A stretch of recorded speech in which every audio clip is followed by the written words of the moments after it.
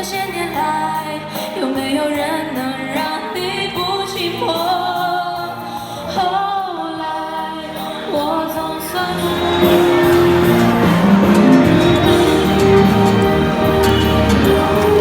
คนโต๊ะแอบ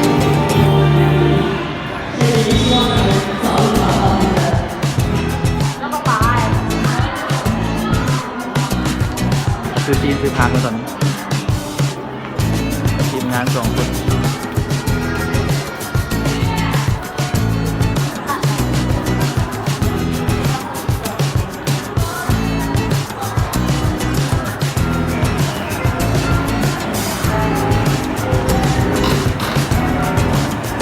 ชิวขนาดเนาะ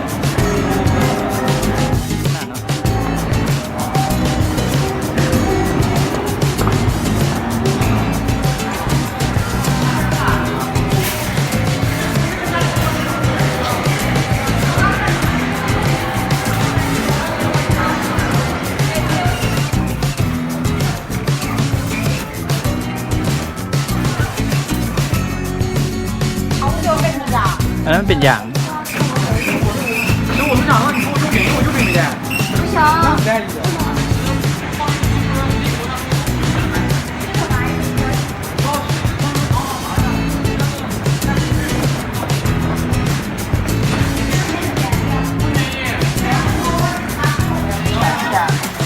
味，原味相对要酸一点。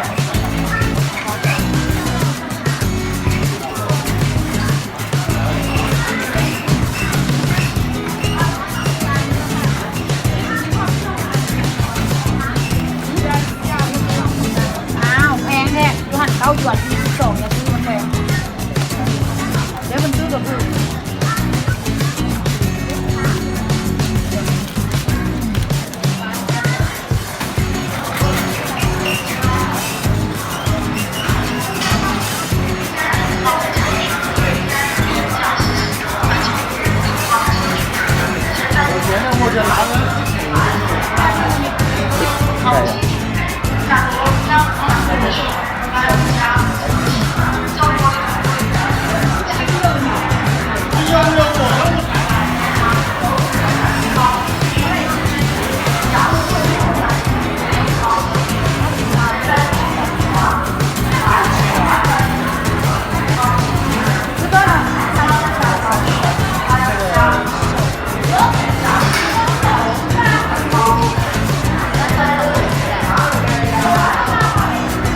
พอบอติดหมูบัดนี้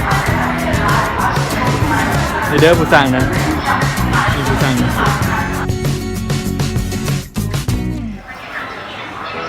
อันนั้นมาไงมาซาลี่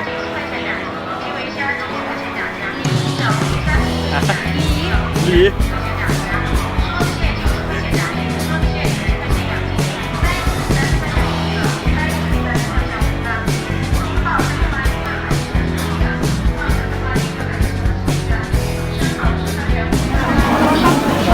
เครื่อง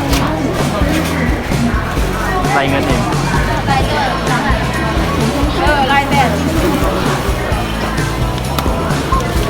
ต้องใส่สับ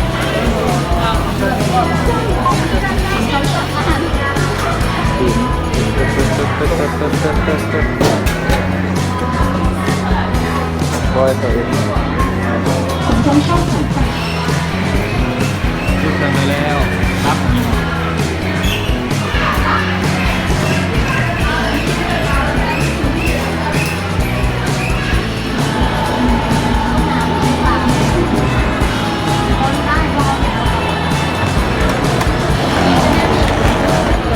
โอ้บังเด้อวิธีฝุ่นเครื่อง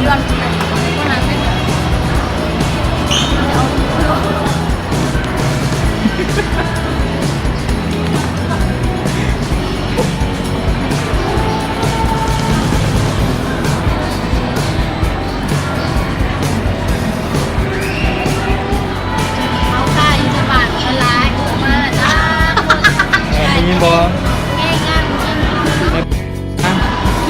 ใส่แหงตัวน้อยนี่ใส่แหงงานผู้หญิงคนน้อยเบิ่งเด้อ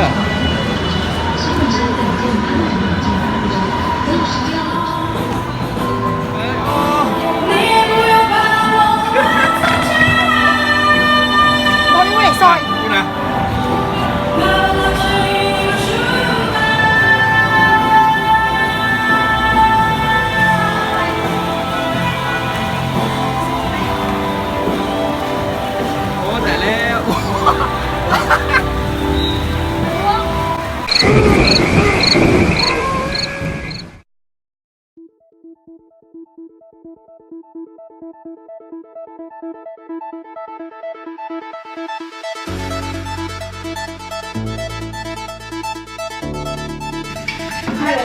วห้าตัวออกมาคนละแพ็คยังมองข้ามไปแพ็ค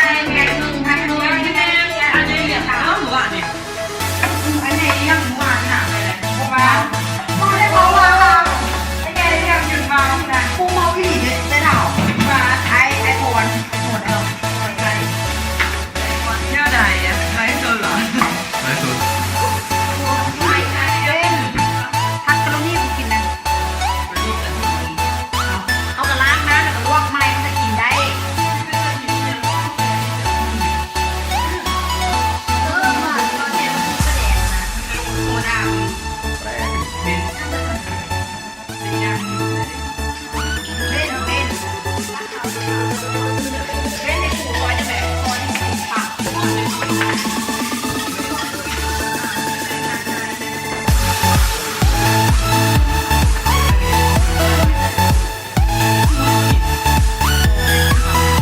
อีโต้เลย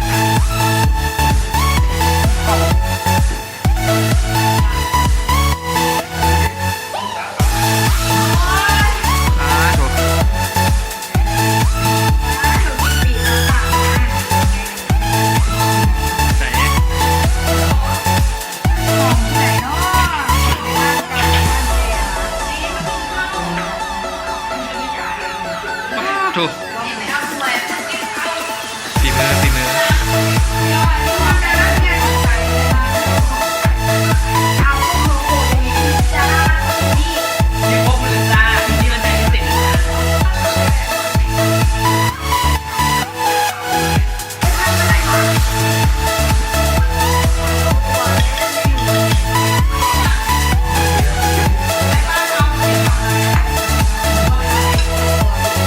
มากินตัวเนี่ย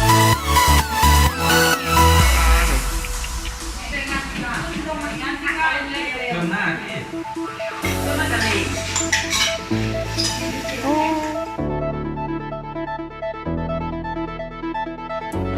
สบายดีวันนี้คุณไม่กลัวกินข้าวเลยเกี่ยมพร้อมเกี่ยวอาหารไปปิกนิกมื้ออื่นเสียงสูงกินน้อยใช่คำใหญ่ๆได้ไหมคำใหญ่นะไอ้